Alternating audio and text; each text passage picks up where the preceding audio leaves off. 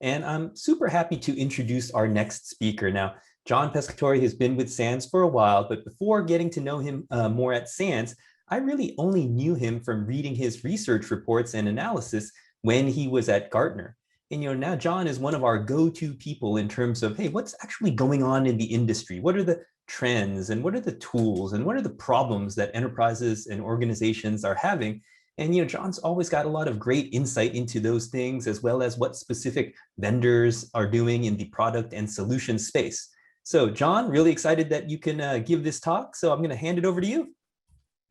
Okay, thanks, Frank, and welcome everyone. Let me see if we can get our screen sharing going here. We'll get it into slideshow Bob mode. There we go. I'm going to give you a change of pace here, ease you back from the break, and we're going to go through thousands of years of security history. And then I'm going to zero in on the two things you need to do in security to stop 99.9% of all the attacks against your cloud-based and on-premises systems. So probably ought to get going since we only have 20 minutes to do all that. So for most of recorded time, security was kind of a vague concept. We were really worried about safety, things killing us while we're out hunting to eat, or things falling on our head, or environmental disasters and so on. And then the modern inventions came along. Things like farming were discovered, and cities and governments and refrigerators and all kinds of things that made it easier to stay alive. And we started to be able to worry about higher level concepts like security. And you see the definition on your screen: protection against assault and damage and fraud, and even invasion of privacy was early on considered a key element of security. After all, you might be safe from bad guys stealing your food or your horse, but if you had some business to do, you wanted to keep the business information secret, you might have to go walk out in the woods or go hide in a room to talk securely. But also businesses had their products that had to be kept safe, but also the information about the business had to be kept safe from competitors. And it was all done with locks and keys and physical security. So that covers almost the first 2,000 years of security. Let's jump into more modern times. In about 1960, computers started to come along. So if you think about the 60s and 70s, those are the ages first of the mainframe computer, where we had really powerful computers down in the basement, and the people used to walk down there to use dumb terminals, or sometimes the computers were actually out in what was the cloud before it was called the cloud, but you had to walk to a special place and use a dumb terminal to get to the computers. And then it sort of evolved into the later 70s into departmental computing, when the VAXs and VMS and other things, PDPs and other things came along. But back then, the whole worry was about access control. It was pretty scary that all of a sudden those physical ledgers and the secret formula for Coca-Cola were now in some digital format that somebody could sneak out somehow without having to print it out on a piece of paper.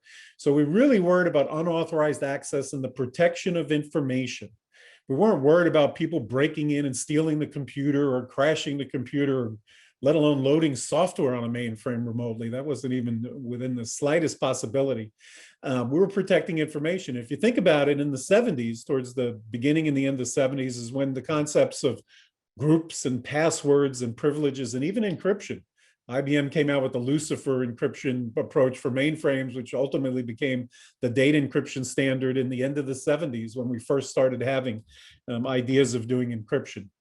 So that was the 60s and 70s. And then in the 80s and 90s and 2000s, we started moving into the world of the internet, local area networks, and the internet and the personal computer and the World Wide Web. And we began to start to see viruses and then worms. These were really powerful stuff. I remember 2003 was seen as the most dangerous year ever because of Slammer and Blaster, or Code Red and Nim did come out, and then Slammer and Blaster, and the next year Sasser and MyDoom. These are things where the mainstream news organizations would have emergency break-ins about the latest worm that was crashing everything. But these were denial of service attacks. These weren't financially motivated attacks. These are people having fun or adversaries testing out vulnerabilities. And it began to be clear they weren't going after information. So why were we calling it information security? And there were all kinds of other cool terms coming out for what the internet was being called, and wasn't the information highway anymore. So I remember being at Gartner and fighting this trend, but in about 2003, 2004, 2005, we changed the name of everything to cybersecurity, because the idea was we're not protecting information. We have to protect the endpoints. The bad guys are attacking PCs and servers and crashing things. That's what needs protection. Well, as usually happens, the bad guys then moved on to the next phase of their strategy. And around 2004 to 2005, we saw the first ransomware attacks back then. We saw the first data breaches. I remember, I think the first one that ever broke 1 million attacks, 1 million records exposed, was the DSW shoe warehouse was one of the first ones. I think that was 2005. And so we began to see the criminals saying, yeah, well, that was fun crashing things, but we're going to join the party and make money off of all this.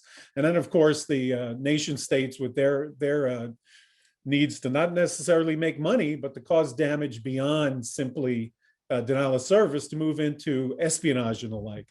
And then as we move into the now timeframe, 2010 to now, we've seen the information start to go out on more mobile devices as that world came along, and into the cloud.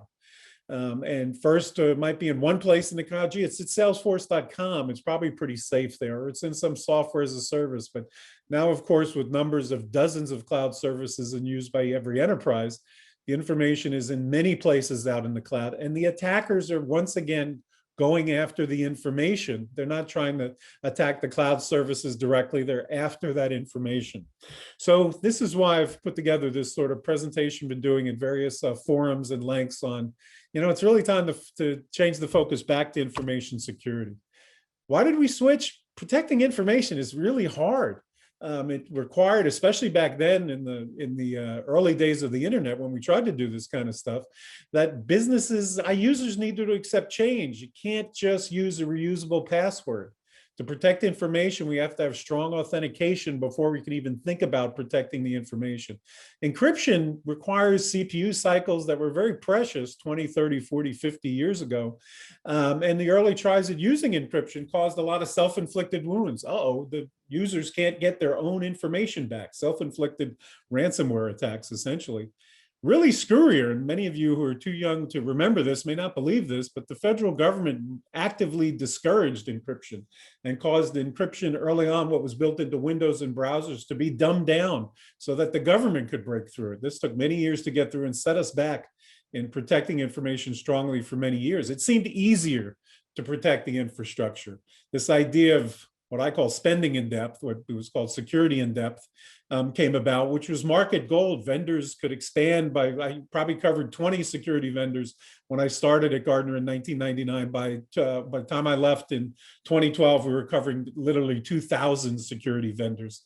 And this awful phrase started up: security is a journey, not a destination. Can you imagine a business manager telling the CEO or the board, profitability is not a destination, it's a journey. Someday we'll get there. We'll let you know when we're there. No, that doesn't work that way. There has to be a state we can get to where the business is secure enough. And that both of these things turned out to be equally hard, but things have been changing here in recent years. So if you look at any of the data over the last really 15 years, the predominant way that breaches have been enabled or ransomware attacks have been enabled to succeed is through front-end phishing attacks or watering hole attacks or other things that take advantage of reusable passwords. Back right in that transition to cybersecurity, I don't know, you might remember Microsoft had a keyboard that would have a smart card slot, and the US federal government was talking about smart cards, and we would get away from reusable passwords when we have tokens.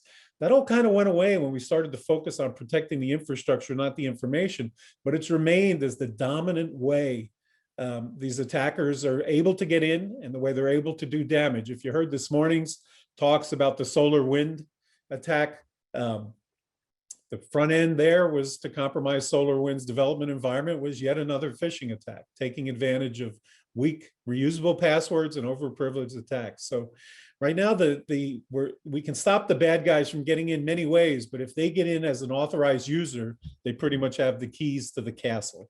And the data is just pointing out the two key things we need to do. As we look at the cloud adoption, we find the same things happening. So this is from the SANS 2021 Cloud Security Survey. We were asked people, what were they most concerned about with their cloud systems and securing them, and that's the red bars. And the green bars are if you had an incident, what type of incident was it? And you can see the concern is pretty spread across the board. But the top 4 items you see are data, right? Not knowing where the data is, unauthorized access to the data, whether it was from other cloud tenants or attackers, poor data hygiene, the ability to remove data. And when you look at the green bars, the most common one, slightly 20%, was a denial of service again, was downtime. That raises a whole different issue about expectations of the cloud that, well, it has a service level agreement, so that means it doesn't go down. No, that means it goes down for a certain number of hours per month. Those hours might be convenient to you. They might be inconvenient. 5 hours per month might be 5 hours in the middle of Mother's Day when you're selling most of your products, or it may be 5 minutes a day at 2 a.m. when you're barely selling anything. And then also, if the service level agreement is not met, the vendor gives you a bit of free time on their cloud service. They don't make well. But the bottom line is data is still the major issue. And in cloud, the data is in multiple places now. And the one key way we can enable the business need to use these multiple cloud services is by the ability to protect the data, the ability to persistently encrypt the data, have better privilege management around the data. That raises a huge bar, and tie onto that multi-factor authentication. And we've just raised the bar a number of levels above what the attacks can do. So that sort of drills down towards, there's these 2 key things we know we need to do. Stronger authentication, at least 2-factor authentication. There's a variety of ways to do that. Microsoft recently published some research saying that just using text messaging based multi-factor authentication, which has lots of warts and lots of ways around it, that would have eliminated 99.9% of the phishing attacks that have succeeded in the past several years. Now, if you saw the early session this morning on that SolarWinds attack, that sort of attack that got that privileged level of access can actually bypass multi-factor authentication once it's in. But the key is it got in using techniques that exploited reusable passwords to get in the first place. So just a huge bar up to be able to say it's not a reusable password, even if it's just a text message. And certainly there's stronger ways of doing 2-factor authentication than text messaging. The second is encryption. And I'm going to go through a little bit where encryption has to be second. If you don't have strong authentication, encryption is useless and hopeless. And it's not transport encryption. Secure sockets, layer, IPsec, SSH, great for keeping the bits in motion away from sniffers and the like that might be out there on the web. You know, SSL came about in the old days because sniffers were infiltrating, or attackers were infiltrating ISPs with sniffers on promiscuous network cards and could see all the logins, and none of the login protocols ever had transport security. So it's a good thing they've all moved up to that. But once we've closed the bits in motion, the attackers simply now go after the bits at rest, stored at the very vulnerable endpoints where they are. So these are, 2 pretty widely known things, kind of like security 101, to stronger authentication, stronger encryption. The issue is not knowing what to do, really. It's how do we summon them? How do we get over the obstacles to put encryption, strong authentication and encryption in place? I think the good news here is it really is where a lot of things are starting to change to make it easier, but we have to get back to the focus of what do we put closest to the information to protect it, then worrying about the resources that hold the information. So I thought this was kind of a cool news item that came out last week. Activision, I guess, who does the Call of Duty game, is offering users double experience points if they turn on 2-factor authentication, because there's a lot of issues with spoofing and fraud and people pretending to be others and draining accounts and so on, even in the gaming market. So once you start seeing gamers start turning on 2-factor authentication, start to say, really, businesses aren't? I do continuing stream of executive education, boards of directors, CEOs and the like, and I always do a little mini survey, like of boards. How many of you are using smartphones? Of course, they all are, iPhones and Android phones. How many of you have turned on the fingerprint authentication? Of course, or Face ID. Almost all of them are, probably 90%. Say, how many for your personal accounts, your stock accounts or your banking accounts or PayPal, whatever? How many have turned on 2-factor authentication? Well over 50%. Then I say, how many of you for the work system, your system you're using at work or the laptop they gave you for being on the board, how many of those have 2-factor authentication turned on? And it's 10%. So people in many ways are using strong authentication at home and having stronger privilege controls and software controls on the devices they use personally than they are at work. So the barriers are going, these days, anybody trying to turn on a streaming service during quarantine learned they had to do two-factor authentication to turn on a streaming service. So the resistance to that second step and multi-factor authentication has mostly gone down from the user side. I find most of the resistance is kind of in the IT side. Oh no, the users will never let us do that. Or in the security side, whoa, we don't want to charge that hill. That one's going to cause the marketing VP or the CFO to say we're screwing up the numbers. They can't file their reports in time. But that's changing. Most of those are sort of mythical objections. It's when we get to encryption where there are still many steps that need to be done. So first off, we only know a couple ways to do encryption. One is the old traditional secret key encryption, which requires both parties, the traditional Alice and Bob of the world, to both have knowledge of the same key or the same secret decoder ring, if you remember those things. And by the way, if we can't really be sure it's Alice or Bob, the secret key falls apart. So you need strong authentication even to do simple encryption. Well, shared secret approaches don't really scale across large companies or across tens of thousands or millions of customers. So luckily, public key cryptography came along back in the 70s as well, and is what's widely in use today to do more flexible key management and enabling strong authentication and integrity and digital signatures encryption. But then we need a trusted third party.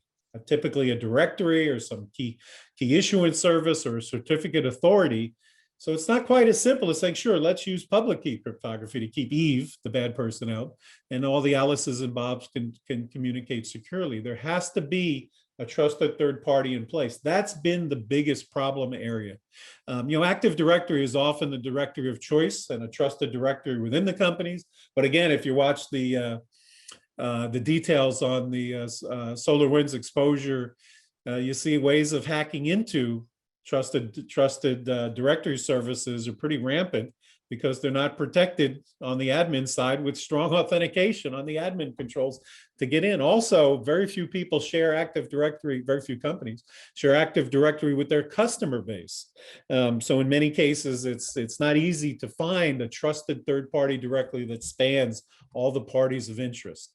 That's starting to change as we start to see things like OAuth and open source key management protocols and the like come out and are much wider available for example, for government agencies of certified products and services that implement a lot of the native key management pieces. We start to see big companies like Google start to push out what they call Beyond Corp, which is the idea of if you really want to ever even think about quote unquote zero trust, first, you have to do a lot of security stuff that's going to protect the infrastructure, get you to basic security hygiene. We're going to drill down on that. Then you have to think about being able to protect the data first. And then you can even start, that's the only time you can start thinking about zero trust when you get to those key points. There's also, whether it's on FedRAMP or other areas, a lot more ability to use key management as a service for smaller companies, for larger companies that are pushing on outsourcing and using external cloud services first. There are a lot more offerings out there to take the burden of key management off of the IT staff and the security staff and make it affordable and able to do. The President Biden's executive order came out mentioning zero trust by name. So we're going to be in for yet another year of overhype on zero trust. And you'll see lots of drill down in SANS white papers and other things over the year. But the key thing is, and I'm going to get to that here in the next slide, zero trust is not an adjective, and it's not it's definitely a destination or a state, but it's not the first stop on the journey by any means. So to get over those obstacles, what are some ways you can try to use when you're trying to do this type of thing? Since we all know we want to move to strong authentication and persistent data encryption.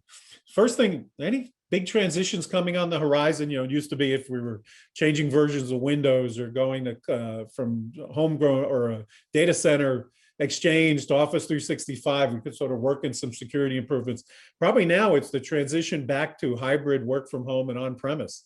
A lot of cloud services got in use. We learned a lot of security lessons about data flying around out in the cloud over the past year and a half or so of the quarantine and work from home. That transition back to hybrid is a good area to work in. Here's what we need to do to be able to do that securely. And if we have to bounce back to work from home, stay secure. I do a program at SANS called the What Works program, and interview vendors give me their users to interview, and I go through this type of discussion with them. One key thing I've seen a couple of them use is say, you know, we had a problem where a bunch of our internet-facing SSL certs expired, and we didn't know they were going to expire. We had the dreaded "don't trust this website" thing come up in front of our customers, and management was really pissed off about that. So this idea of getting better SSL cert management, we're going to use that as the reason to get key management in and be able to do this.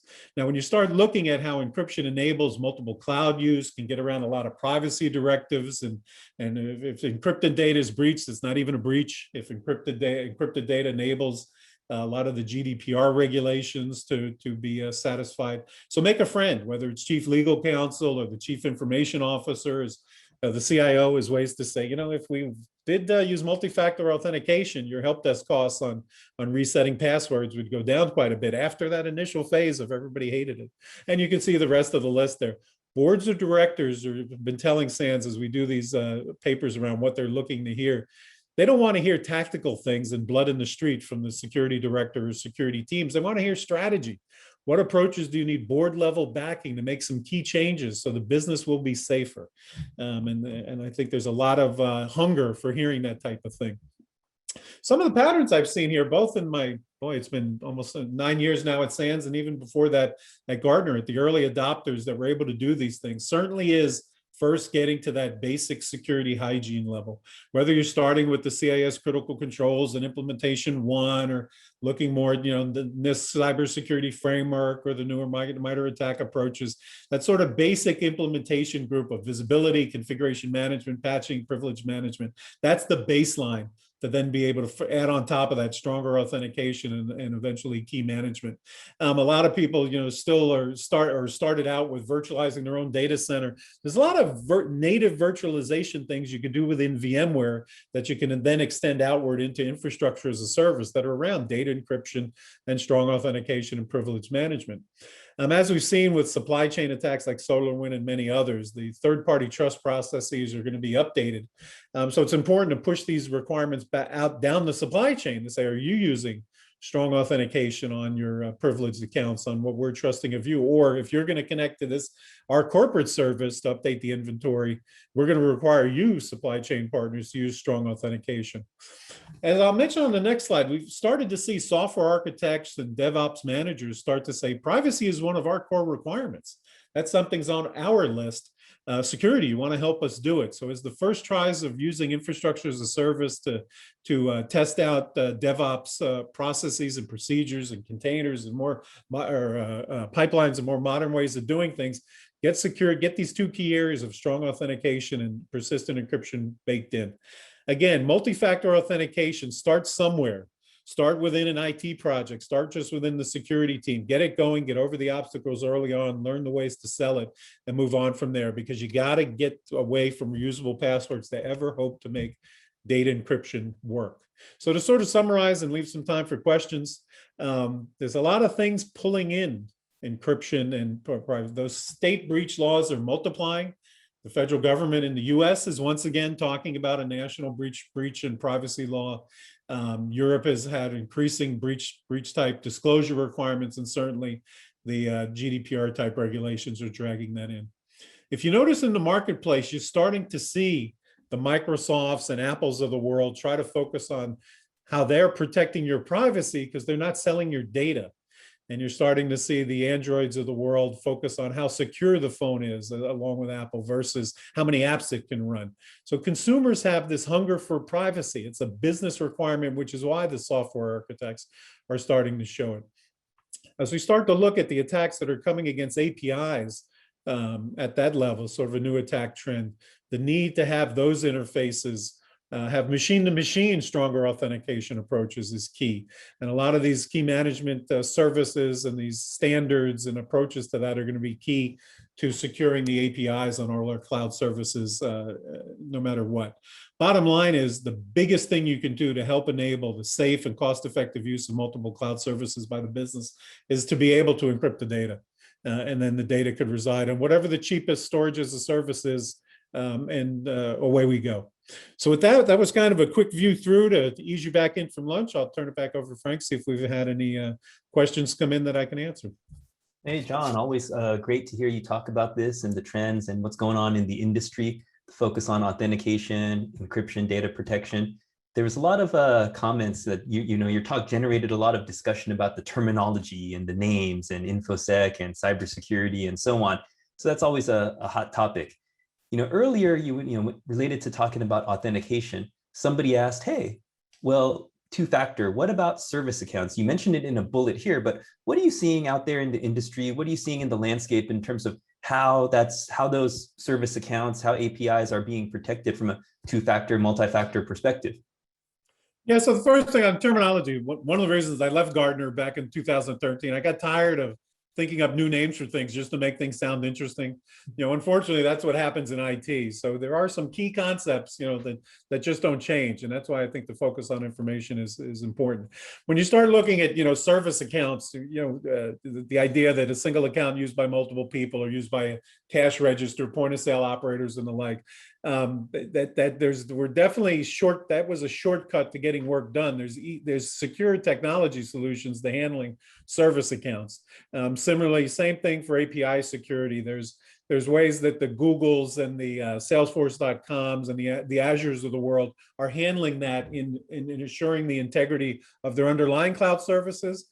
That just as they started pushing out cloud-based services that they were using to enable their applications, those things are now coming out as tools we can use to secure the APIs. Again, within a 20-minute talk, can't really drill down, but I think in a lot of the detailed talks you guys have already had, you've heard some touching on that.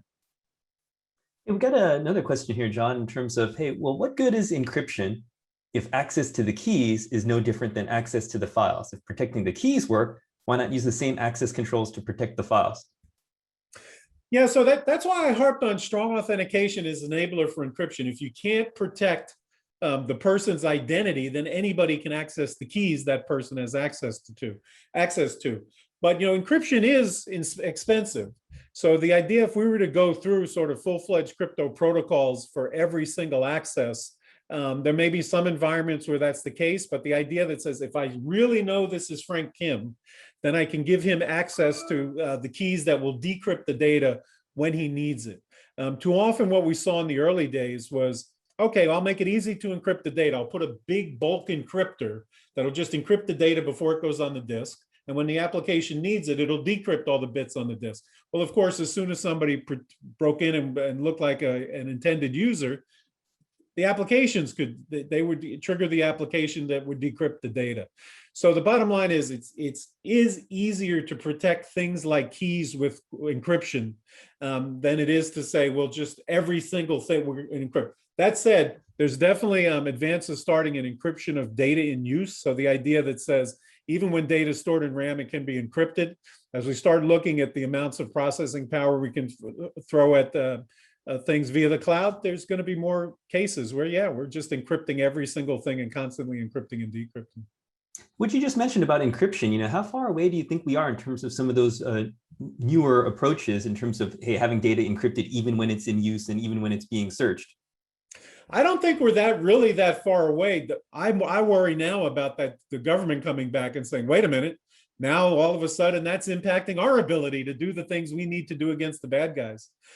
So unfortunately, there's a societal balance between we want safety, that the government provides some level of safety, so we depend on law enforcement and intelligence services, but these technologies often enable the bad guys to evade that safety. So when you start thinking about those advances in encryption and use, there's already talks of, oh, wait a minute, this child pornographer is using that to hide from us, as you've seen with made iPhones more secure, and the government says, well, wait a minute, we need to break into iPhones. So I don't think the technology is that far away, but I predict we'll quickly hit that obstacle that says, wait a minute, is that really what we want? Well, John, hey, that brings us to time here. You're getting some great kudos here in Slack. So everybody, let's give John a virtual round of applause. Thanks again, John.